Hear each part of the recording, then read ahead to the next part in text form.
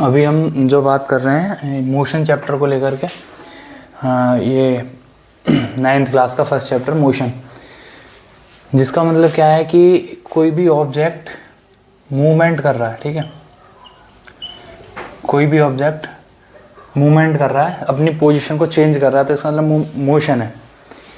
इसमें जो बेसिकली जो टर्म्स हैं, मैं बात करूं तो नंबर 1 जैसे डिस्टेंस के बारे में बात होगी, दूसरा डिस्प्लेसमेंट,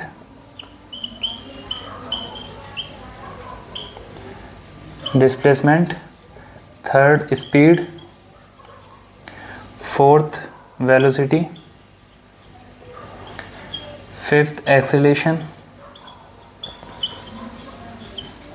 ये कुछ टर्म है मोशन चैप्टर में जो बहुत ज़्यादा इम्पोर्टेंट है। Distance, displacement, speed, velocity, acceleration, इसके बिहाफ पर काफ़ी सारे क्वेश्चंस बनते हैं, न्यूमेरिकल्स बनते हैं, जिन्हें हम सॉल्व करने वाले हैं। आज का जो टॉपिक है मेन वो डिस्टेंस एंड डिस्प्लेसमेंट, इसी से रिलेटेड सारे क्वेश्चंस होंगे। और थोड़ा सा ओवरव्यू मैं ये दे दूं कि मोशन को हम अभी जो बताया कि जैसे मूवमेंट, कोई भी ऑब्जेक्ट मूवमेंट कर रहा है तो मोशन है, लेकिन यह मूवमेंट होना चाहिए रेस्पेक्ट विद टाइम। तुम्हारा टाइम बहुत ज़्यादा मैटर करता है। अगर टाइम के रेस्पेक्ट में मोशन हो रहा है, क्योंकि टाइम तो रुकने वाला है नहीं, टाइम तो रेगुलर क्या है, कंटिन्यूस चलता रहेगा। टाइम के रेस्पेक्ट में अगर मोशन हो रहा है, जैसे कि टाइम के रेस्पेक्ट में कोई भी बॉडी रेस्ट पे, तो वहाँ कहेंगे कि मोशन में नहीं है। टाइम के रेस्पेक्ट में कोई भी बॉडी अपनी पोजीशन को चेंज कर रही है तो कह सकते हैं कि वो मोशन में है। यह मोशन को डिफाइन करने के लिए एक है तुम्हारा पॉइंट जो सबसे ज़्यादा इम्पोर्टेंट है, रेफरेंस पॉइंट। रेफरेंस पॉइंट, अगर कोई भी ऑब्जेक्ट मोशन में या फिर रेस्ट में, ठीक है, ये बताने के लिए हमें रेफरेंस पॉइंट की बहुत ज़्यादा नीड है। ये एक तरीके का फिक्स्ड पॉइंट होता है, फिक्स्ड पॉइंट है जिससे हम बता सकते हैं कि कोई भी बॉडी मोशन में है या फिर रेस्ट में है। यहाँ से तो हमने कह दिया कि टाइम के रेस्पेक्ट में अगर कोई भी ऑब्जेक्ट अपनी पोजीशन को चेंज कर रहा है तो इसका मतलब वो क्या है, मोशन में है। टाइम के रेस्पेक्ट में कोई भी ऑब्जेक्ट अपने पोजीशन को चेंज नहीं कर रहा है तो इसका मतलब वो मोशन में नहीं है। लेकिन सबसे मेन चीज़ होता है यहाँ रेफरेंस पॉइंट। सपोज दैट अगर मैं कहने लगूँ कि अर्थ के बिहाफ पर, अर्थ रेगुलर क्या है, मोशन कर रही है, और हम अभी क्या है, बैठे हुए हैं, तो क्या कह सकते हैं कि हम रेस्ट पे हैं या फिर मोशन में। तो हम यहाँ एब्सोल्युटली ये नहीं कह सकते कि रेस्ट में है, क्योंकि उसका रीज़न ये है, रेफरेंस पॉइंट में क्या ले रहा हूँ, रेफरेंस पॉइंट ले रहा हूँ अर्थ को। अर्थ 2 टाइप्स के मोशन कर रही है। मोशन तो है, चाहे रोटेट कर रही हो या रिवॉल्व कर रही हो, तो मोशन है। तो इसका मतलब क्या है कि अर्थ को जब मैं रेफरेंस पॉइंट ले रहा हूँ तो एब्सोल्युटली मैं कह सकता हूँ कि कोई भी बॉडी जो अर्थ पर है वो रेस्ट में नहीं है, वो रेगुलर मोशन में है। अब रेफरेंस पॉइंट लेंगे कैसे, इसका बेस्ट एग्जांपल ऐसे समझना पड़ेगा हमें कि अगर मान लो कोई भी कार में अगर मान लो रन कर रहे हैं और मेरे बराबर में बैठने वाला व्यक्ति कोई भी पर्सन है और मैं उसे क्या कर रहा हूँ, बराबर में बैठा है, उसे मैं देख रहा हूँ, तो मैं यहाँ पे ये कह सकता हूँ कि कार तो रन कर रही है लेकिन मेरे साथ बैठने वाला इंसान जो भी है, ठीक है, हम दोनों रेस्ट में काउंट होंगे, क्योंकि मैंने जस्ट अपने बराबर वाले को क्या रेफरेंस पॉइंट माना हुआ है। लेकिन जैसे ही मैं अपने विंडो से बाहर देखता हूँ तो मैं देख रहा हूँ कि सारे के सारे जो है व्हीकल्स हैं मेरे बराबर से होकर निकल के जा रहे हैं, या फिर बहुत सारे पेड़ हैं, तो उन्हें मैं देख रहा हूँ कि मैं आगे जा रहा हूँ और वो वहीं स्टॉप रहते हुए मुझसे पीछे चले गए। क्योंकि इसका रीज़न क्या हुआ कि इसका रीज़न ये है कि मैं रेफरेंस पॉइंट ट्रीज़ को ले रहा हूँ, जिससे कि वो रेस्ट में होकर के मैं मोशन में हो जाऊँगा। समझ रहे हो? तो मेन चीज़ क्या है, तुम्हारा रेफरेंस पॉइंट है। रेफरेंस पॉइंट से ही काउंट कर सकते हैं कि कोई भी ऑब्जेक्ट मोशन में है या फिर रेस्ट में है। फालतू की बात ना करके सबसे मेन चीज़ हम आएंगे, ये तुम्हारा पहला टॉपिक है डिस्टेंस एंड डिस्प्लेसमेंट। और इस पे हम न्यूमेरिकल्स के बारे में बात करेंगे। इसी से मैं डिफाइन करूँगा सारा कि डिस्टेंस और डिस्प्लेसमेंट में क्या डिफरेंसेस हैं, कैसे हम इन्हें काउंट करते हैं। तो इधर कुछ क्वेश्चंस लिखे हुए हैं, इसमें राइटिंग अगर समझ ना आए तो मैं क्वेश्चन पढ़ूंगा और वो नोट कर लीजिएगा, उससे क्या है कि चीज़ें समझ में आ जाएंगी, क्योंकि राइटिंग इससे ज़्यादा साफ हो नहीं सकती है। तो अभी हम बात कर रहे हैं डिस्टेंस और डिस्प्लेसमेंट।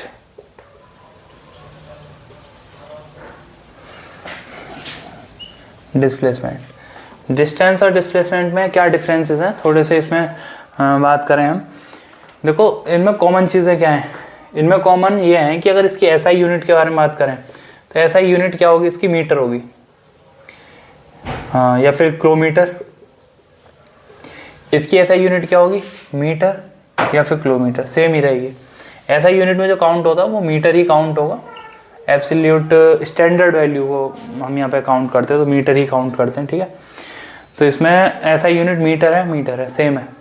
एक तरीके से डिस्टेंस का अपर वर्जन है तुम्हारा डिस्प्लेसमेंट, इसका अपर वर्जन है डिस्प्लेसमेंट। जैसे स्पीड का अपर वर्जन होता है वेलोसिटी। अब यहाँ पे डिफरेंसेस ये हैं कि ये स्केलर क्वांटिटी है, ये क्या है, स्केलर है, और ये वेक्टर है। डिस्प्लेसमेंट को हम डी से डिनोट करेंगे, और डिस्टेंस को डी से डिनोट करेंगे, डिस्प्लेसमेंट को स्मॉल एस से, इस तरीके से, क्योंकि वेक्टर क्वांटिटी है। वेक्टर क्वांटिटी होने का मतलब क्या है, यहाँ पर वेक्टर हम इसलिए कह रहे हैं क्योंकि वेक्टर के लिए हमें मैग्नीट्यूड प्लस डायरेक्शन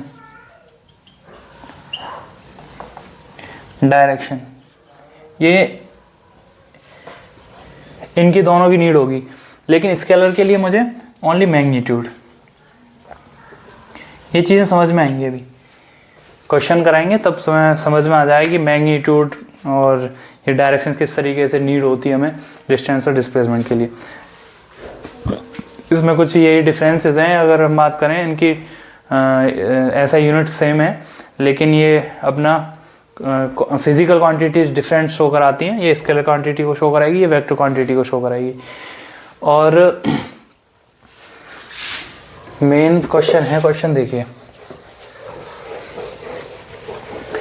इसमें जो पहला क्वेश्चन है वो हमने लिखा हुआ है कि a person walk 2 kilometre north, then 3 kilometre east and finally 1 kilometre south. What is the distance travelled and displacement of the person.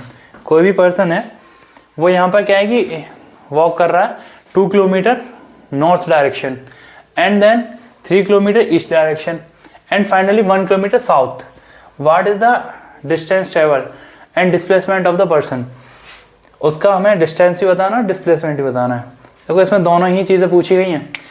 इसमें डायरेक्शंस के बारे में कुछ इन्फॉर्मेशन गिवन है। तो सबसे पहले आसान चीज़ें करने के लिए तुम्हें डायरेक्शन बना लो, नॉर्थ साउथ ईस्ट वेस्ट, तुम्हारे इसी से काम हो जाएगा इस क्वेश्चन के लिए।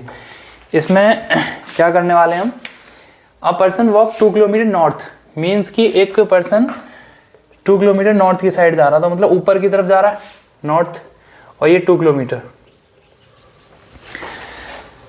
देन 3 किलोमीटर ईस्ट, अब उसके बाद यहाँ से वो टर्न लेता है और 3 किलोमीटर ईस्ट, ये 3 किलोमीटर ईस्ट की तरफ गया एंड फाइनली 1 किलोमीटर साउथ। अब उसके बाद साउथ में आता है, साउथ मतलब अब देखो नीचे की तरफ आएगा 1 किलोमीटर, इसका मतलब वो यहाँ कहीं पहुँचेगा। अब बताओ जरा डिस्टेंस क्या होगा। अब यहाँ से चीज़ें समझ में आना स्टार्ट हो जाएंगी। यहाँ डिस्टेंस जो मैं काउंट करूँगा, देखो डिस्टेंस का मतलब है एक्चुअल पाथ। इसमें क्या है कि पहले बंदा 2 किलोमीटर जा रहा है, फिर 3 किलोमीटर, फिर 1 किलोमीटर, ये तुम्हारा डिस्टेंस है। इसमें कोई बेईमानी नहीं हो, ये शॉर्टकट नहीं लेना हमें। अगर जहाँ शॉर्टकट काउंट करने लगे वो तुम्हारे एक तरीके से डिस्प्लेसमेंट काउंट होने लगेगा। यहाँ 2 किलोमीटर, फिर 3, 2 + 3 + 1 किलोमीटर, 5, 6 किलोमीटर। तो डिस्टेंस जो काउंट होगा 6 किलोमीटर काउंट होगा। लेकिन अगर मैं बात करूँगा यहाँ से डिस्प्लेसमेंट के बारे में, तो डिस्प्लेसमेंट क्या काउंट होगा? डिस्प्लेसमेंट के लिए मुझे क्या करना पड़ेगा, यहाँ से लेकर के ये डिस्टेंस डायरेक्ट देखना पड़ेगा मुझे, समझ रहे हो?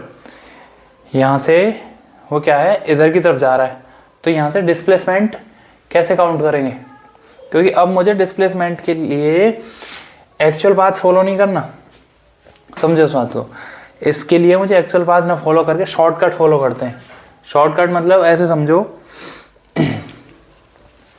कि अगर मान लो मेरे पास कोई रेक्टेंगुलर प्लॉट है और इसके मैं इस बाउंड्रीज पर रन कर रहा हूँ, सपोज दैट इसी पॉइंट पे मुझे आना है ऐसे करके, तो ये मेरा डिस्टेंस होगा। लेकिन इस पॉइंट से मुझे इस पॉइंट पे जाना है, तो ये जो मैं शॉर्टकट ले रहा हूँ ना, ये डायगोनल जो बन रहा है पे, ये तुम्हारा क्या होगा, डिस्प्लेसमेंट होगा। डिस्प्लेसमेंट का मतलब यहाँ पे एक पर्टिकुलर डायरेक्शन हमें पता होना चाहिए कि किस डायरेक्शन में हमें जाना है।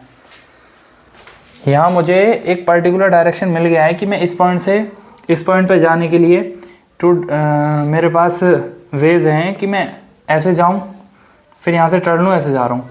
लेकिन मुझे एक पर्टिकुलर डायरेक्शन ये भी दिख रहा है, इस डायरेक्शन पे अगर मैं रन कर रहा हूँ तो ये मेरा डिस्प्लेसमेंट है, ना कि डिस्टेंस, क्योंकि एक्चुअल पाथ नहीं है, ये एक्चुअल पाथ नहीं है। अगर मान लो ऐसे समझो कि एक सर्कल है, ये कोई पॉइंट है, ये 4 पॉइंट्स मैंने लिए हुए हैं।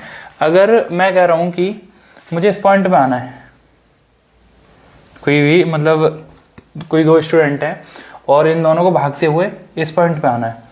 अब एक बंदा तो इस पर भाग के आ रहा है, रन करते हुए आ रहा है सर्कमफेरेंस पे, एक ने डायरेक्ट ऐसे आ गया। तो अब ये जो यहाँ से इस पॉइंट पे आया ना सीधे, यही तुम्हारा क्या होगा, डिस्प्लेसमेंट होगा। तो यहाँ पे नॉर्थ की तरफ जा रहा है 2 kilometre and then 3 kilometre east, और उसके बाद वो साउथ की तरफ आया था। अब हमसे डिस्टेंस तो हमने काउंट किया 6 किलोमीटर, लेकिन हमें डिस्प्लेसमेंट बताना पड़ेगा। डिस्प्लेसमेंट बताने के लिए मुझे क्या करना है, मुझे ये वाला डिस्टेंस काउंट करना पड़ेगा।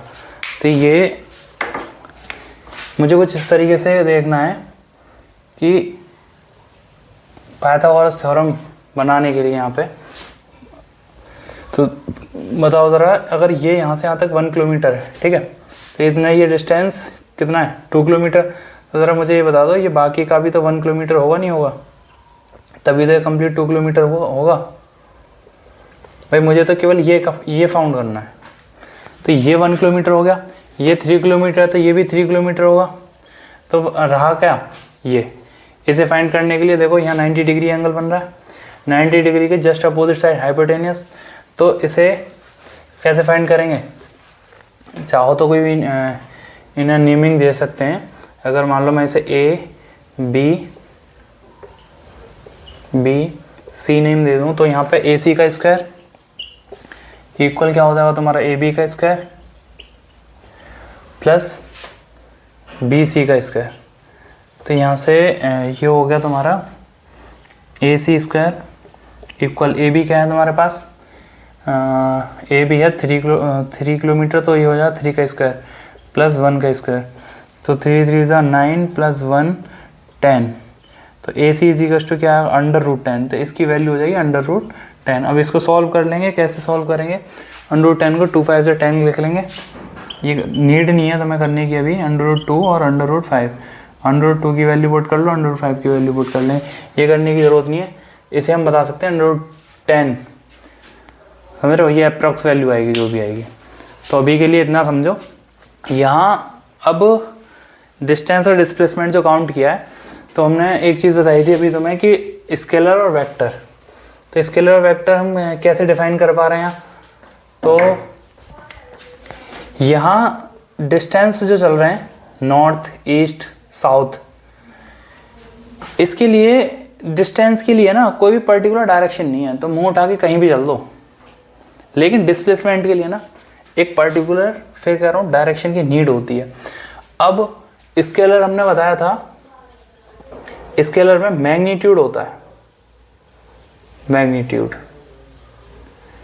और तुम्हारा वेक्टर, वेक्टर में मैग्नीट्यूड प्लस डायरेक्शन। अब ये मैग्नीट्यूड क्या होता है? मैग्नीट्यूड तुम्हारे लिए ऐसे समझो, न्यूमेरिकल वैल्यू। मैग्नीट्यूड होता है न्यूमेरिकल वैल्यू। न्यूमेरिकल वैल्यू ये यहाँ पे क्या लिखा हुआ है? 2। ये 2 जो है न्यूमेरिकल वैल्यू है। अगर यहाँ से यहाँ तक का डिस्टेंस 2 किलोमीटर है, समझ रहे हो, तो ये जो यहाँ पे 2 आ रहा है ना, ये न्यूमेरिकल वैल्यू मैग्नीट्यूड में काउंट होती है। भाई अगर ये पर्सन यहाँ से यहाँ तक जाता है तो कितने किलोमीटर चला, ये तो बताना पड़ेगा ना। ये बिना बताए कैसे डिफाइन कर पाओगे कितने किलोमीटर चल रहा है? तो यहाँ से यहाँ तक का जो डिस्टेंस ही चल रहा है ये 2 किलोमीटर चल रहा है। ये 2 यहाँ पे क्या दिखाएगा? मैग्नीट्यूड। अब इस डायरेक्शन में जा रहा है, ठीक है। तो अगर मैं ओनली यहाँ से लेके यहाँ तक, मतलब इस पॉइंट से ए से लेके इस पॉइंट तक का अगर मैं काउंट करूँ तो मुझे मैग्नीट्यूड भी गिवन है और डायरेक्शन भी गिवन है। बात समझना, मुझे यहाँ मैग्नीट्यूड भी गिवन है और डायरेक्शन भी गिवन है। तो इसका मतलब ये है कि ये डिस्प्लेसमेंट हो गया यहाँ से यहाँ तक का। अगर मैं अलग अलग देखूंगा तो, बात समझो फिर से, ये है तुम्हारा डिस्प्लेसमेंट इस कंप्लीट का। ये समझना पड़ेगा, अगर यहाँ से इस पॉइंट का काउंट करूं तो ये इसने डायरेक्शन भी दी हुई है, नॉर्थ डायरेक्शन है। नॉर्थ डायरेक्शन में 2 किलोमीटर जा रहा है, तो इसका मतलब हमें मैग्नीट्यूड भी है और तुम्हारा डायरेक्शन भी है। तो ये मैं इसे कह सकता हूँ पर्टिकुलर, केवल इसे, कि ये डिस्प्लेसमेंट के बारे में बात कर रहा है, ठीक है। अब मैं इस पॉइंट से इस पॉइंट पे अगर जा रहा हूँ, केवल इसी के बारे में बात करूँ, तो मैं कह सकता हूँ कि नॉर्थ से वो ईस्ट की तरफ टर्न किया और कितने किलोमीटर चला, मैग्नीट्यूड क्या है 3 किलोमीटर। तो ये क्या काउंट कर सकता हूँ मैं? डिस्प्लेसमेंट। उसके बाद ईस्ट से वो कहाँ जा रहा है?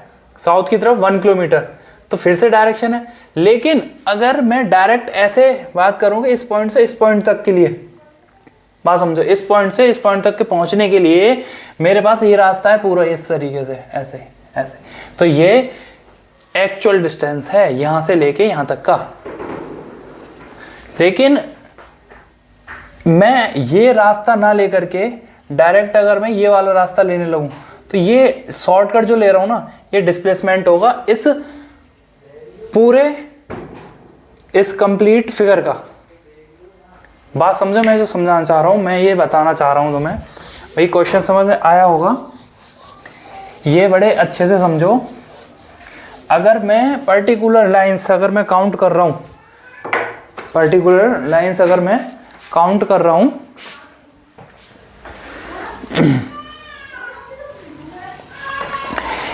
कि कोई भी पर्सन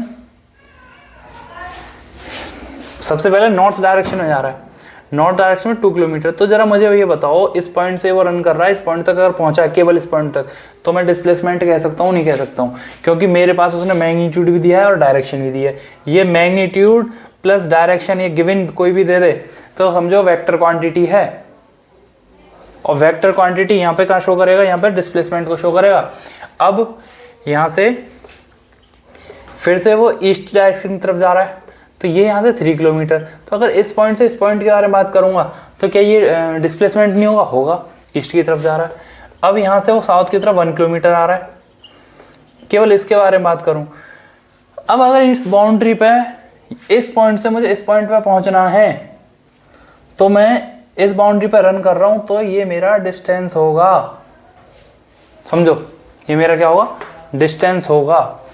और इस पॉइंट से मुझे डायरेक्टली इस पॉइंट पे पहुंचना है, तो मेरे दिमाग में केवल एक ही आइडिया आएगा कि मैं क्यों ना ऐसे पहुंच जाऊं, क्यों ही लॉन्ग टर्न ले रहा हूं।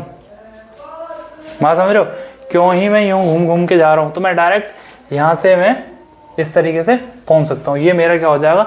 इस पूरे जर्नी का डिस्प्लेसमेंट हो जाएगा। ठीक है।